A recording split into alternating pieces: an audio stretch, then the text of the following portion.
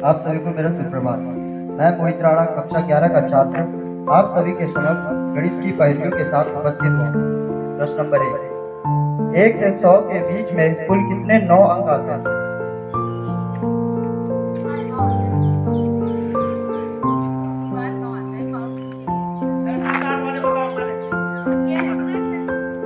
गलत। और गलत है।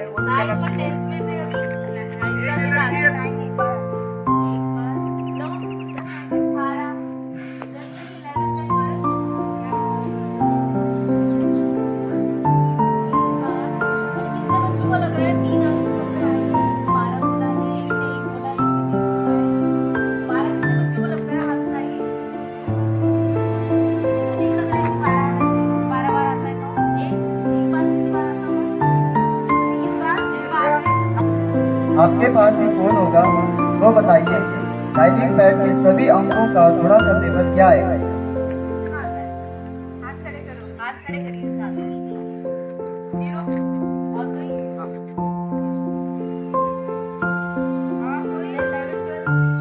हाँ, कोई भी।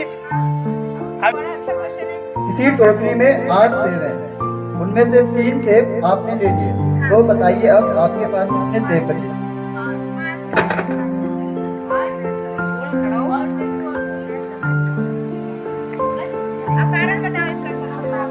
चौथा, एक नदी पर 2 पिता और 2 पुत्र मछली पकड़ने गए। उन्होंने प्रत्येक ने एक एक मछली पकड़ी। उन लोगों ने कुल कितनी मछलियां पकड़ी? एक नदी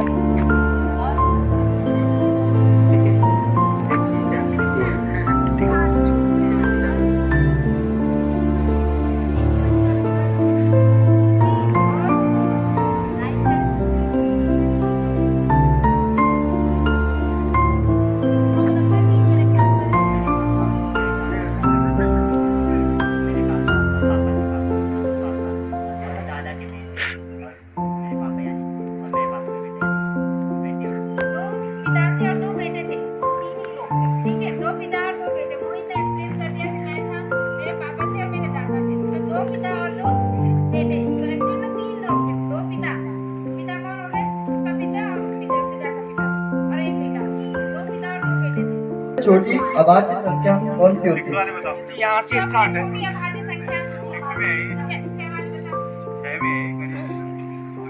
बोलो बेटा, जो भी आता है दिमाग को बताओ, कोई बात नहीं, गलत भी होगा तो बोलो।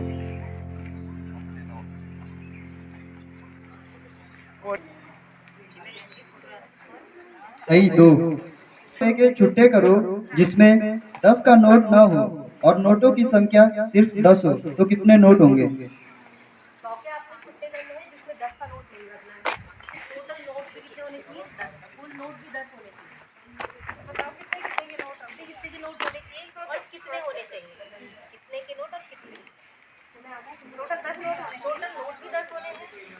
मिला के अलावा थोड़ा सोचिए, 10 का नोट नहीं रखना है, 10 नोट होने चाहिए और मिला के 100 2 मिनट 5 ही नोट हुए। हमें कुल नोट की संख्या भी कितनी चाहिए? करो जरा हिसाब किताब लगाओ जरा। कॉपी पेन है तुम्हारे पास, लिखो। हमारे बच्चे हैं कुछ मैम 4 20 के नोट और 4 5 के नोट। तो 9 हो रहे हैं सारे, 8 हो रहे हैं सारे। 20 को तो 80 के 2 नोट, 5 रुपए के 3 नोट और 20 रुपए के 4 नोट। 20 को फिर से बोल रहे 1 रुपए का 1 नोट, 2 रुपए का 2 नोट, 5 रुपए का 3 नोट और 20 रुपए के 4 नोट। 20 रुपए के 4 नोट यानी 80 रुपए हो गए। 5 रुपए का 1 नोट 85 80 और 5 85 5 रुपए के 3 नोट 15 हो गए आपके। 80 और 15 कितने हो गए? 95। और 2 रुपए के 2 नोट यानी 4 रुपए और 1 रुपए का 1 नोट यानी 5 रुपए। 95 प्लस 5 100 रुपीज। नोट की संख्या आप अगर गिनो तो वो भी आपकी 10 आ गई। लेकिन थोड़ा सा दिमाग और लगाना था। 50 रुपए में ऐसा क्या जोड़ें कि 25 हो जाए? 50 रुपए में ऐसा क्या जोड़ें कि 25 हो जाए? बताओ भाई, कितना अच्छा क्वेश्चन है। क्लास 9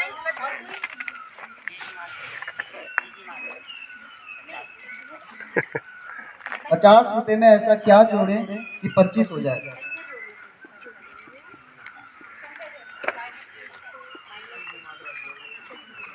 सही, -25। 4 अंकों की सबसे छोटी संख्या और 3 अंकों की सबसे बड़ी संख्या में कितना अंतर होता है?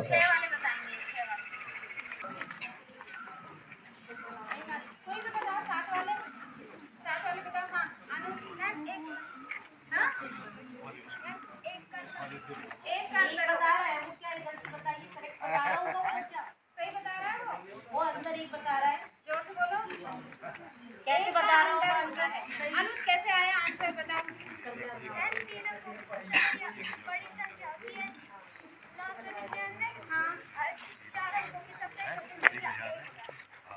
और 1999। एक वृत्त में कितनी भुजाएं होती हैं?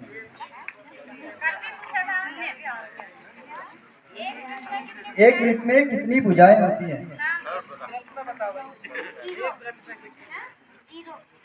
जीरो, कोई भुजा नहीं होती है वृत्त में। सही, 0। 6 को कितनी बार जोड़ने पर 66 आएगा? 6 को कितनी बार जोड़ने पर 66 आएगा? सही, 11 बार। धन्यवाद। ज्योति मैम का बहुत बहुत धन्यवाद कि बहुत अच्छे प्रश्न यहाँ पर आप बच्चों के लिए लेकर आए। कैसे लगे आपके प्रश्न? कैसे लगे? दिमाग पे जोर पड़ा और ज़्यादा दिक्कत भी नहीं आई, है ना? तो इस तरह से यदि आप रोज घर में भी प्रैक्टिस करते रहेंगे तो मुझे लगता है आपको काफ़ी कुछ सीखने को मिलेगा। ज्योति मैम का आभार व्यक्त करते हैं हम पूरा विद्यालय, सभी बच्चे, और इसके साथ ही कार्यक्रम को आगे बढ़ाते हुए अब मैं आदरणीय फरियाद जी से निवेदन करूंगी कि आप डिजिटल एजुकेशन के ऊपर बच्चों को कुछ बताएंगे, जो भी जानकारी है उनके पास। तो आप बच्चों, फरियाद सर आपके को डिजिटल एजुकेशन के बारे में बता रहे हैं। आपने सभी ने ध्यान से सुना है और जो जानकारी आपको मिल रही है उस पर ध्यान देंगे और वो चीज़ें अमल करेंगे।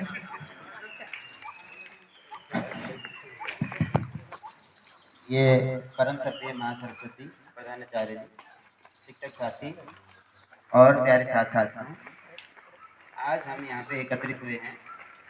ये भारत सरकार के शिक्षा मंत्रालय, जिससे पहले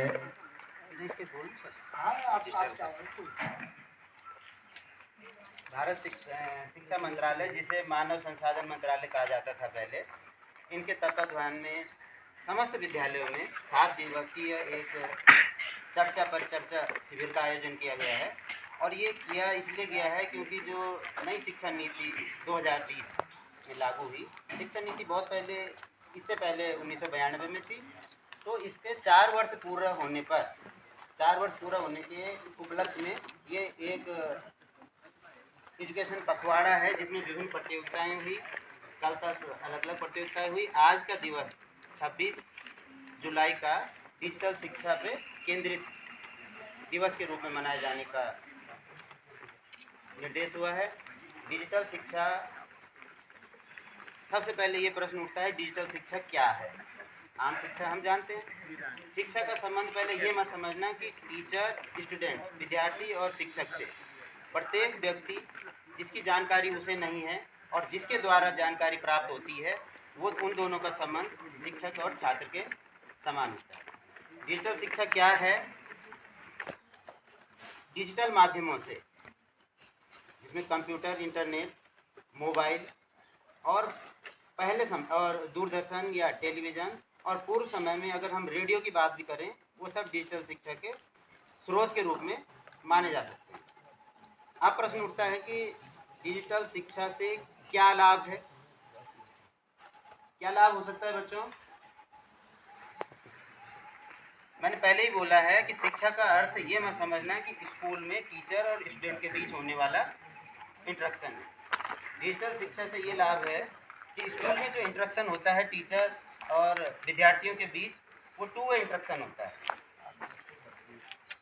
जबकि डिजिटल शिक्षा में सिंगल वे होता है। कुछ मामलों में 2 वे भी हो जाता है, स्पेशल केस में। लेकिन कुछ टॉपिक ऐसे होते हैं जिनको आप 2D टॉपिक, उनको तो अच्छे से एक्सप्लेन किया जा सकता है। 2D माने 2 डायमेंशनल। 3 डायमेंशनल टॉपिक है, उनको आपको जब समझाया जाता है तो इमेजनरी, काल्पनिक बनाया जाता है। नहीं समझेंगे आप इस चीज़ को।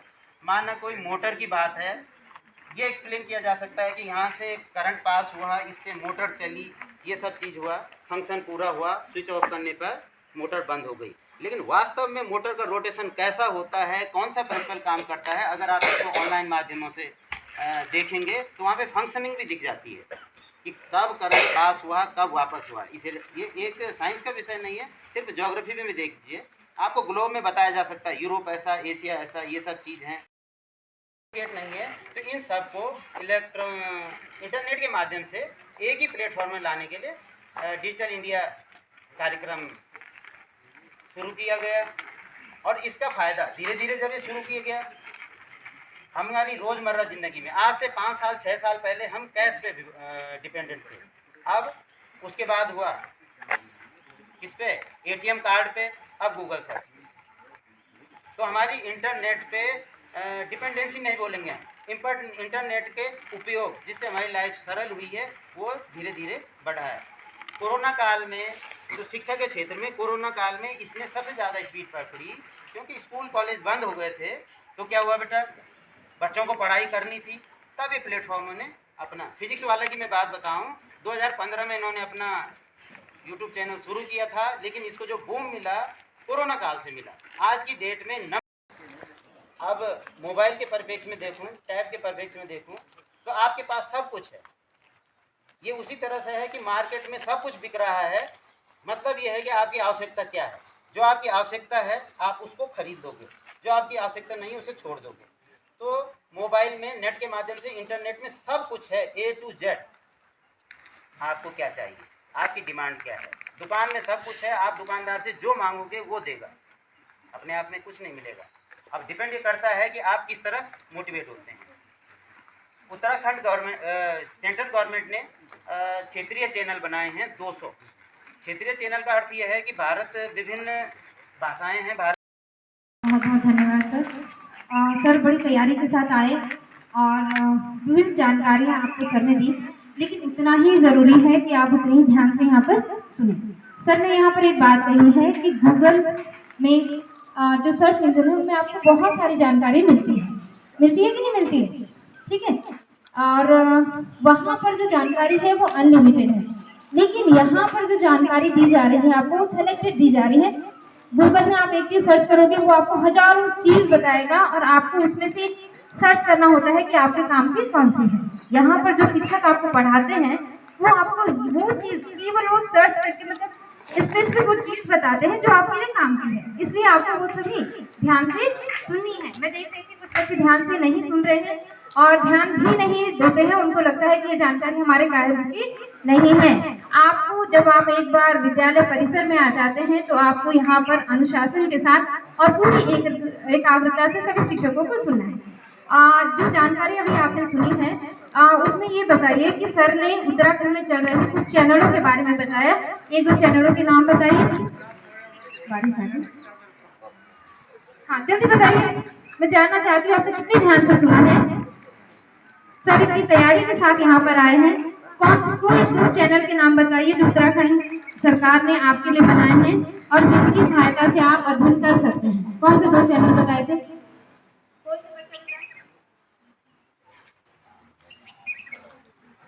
प्रधानाचार्य महोदय से निवेदन करती हूँ कि आज के कार्यक्रम की रूपरेखा आपके सामने रखेंगे। ये शिक्षा सप्ताह यहाँ पर मनाया जा रहा है। इसी बीच में भारत सरकार ने एक और कार्यक्रम को भी रखा हुआ है। वो पहले से भी था कि बच्चों से सफाई करेंगे विद्यालय।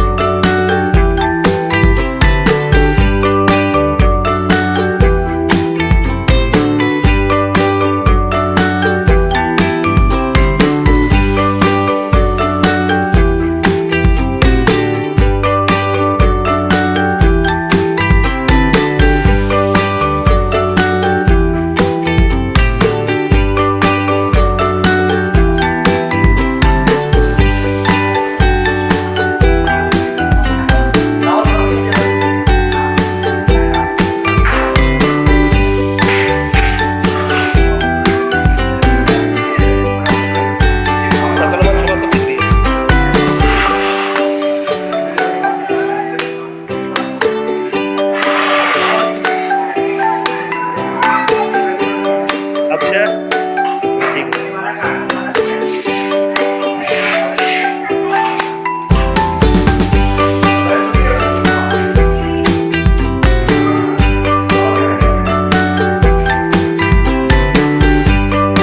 सोनी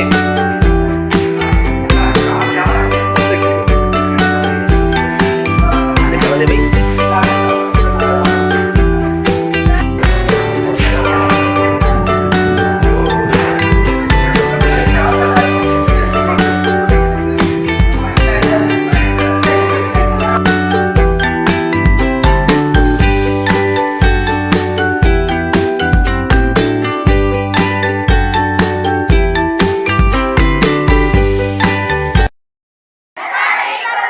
और अपने परिचितों से भी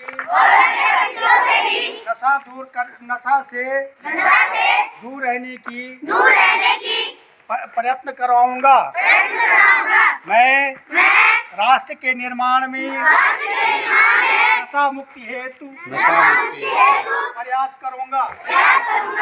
मैं अपने आसपास आस पड़ोस में होने वाले नशीले पदार्थों की तस्करी के संबंध में यथाशक्ति सरकार को सूचित करवाऊंगा। माधव सिंह भंडारी सदन, ठीक है। सेकंड जवादेवी सदन और थर्ड श्रीदेव सुमन और फोर्थ तीलू रौतेली सदन।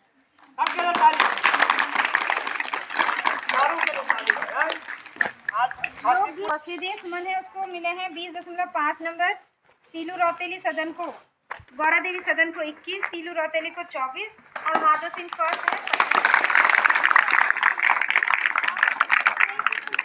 पेंटिंग में जो फर्स्ट आया है माधव सिंह भंडारी सदन 10 नंबर, तीलू रौतेली पहली प्रतियोगिता में फर्स्ट है तीलू रौतेली सदन 5-5। मार्क्स बताती हूँ। जो श्रीदेव सुमन है टोटल 55 नंबर लेकर चौथे स्थान पर, गौरा देवी सदन 57 नंबर के साथ दूसरे स्थान पर, तीलू रौतेली सदन 63 नंबर के साथ दूसरे स्थान पर, 66 नंबर लेकर प्रथम रिजल्ट। और ये मार्क्स जो है इसमें पिछली प्रतियोगिता हुई थी वो भी जोड़कर यहाँ पर आपको 1-2 दिन में आपका पूरा रिजल्ट महीने बाद मिल जाएगा। महीने का मिल जाएगा और फिर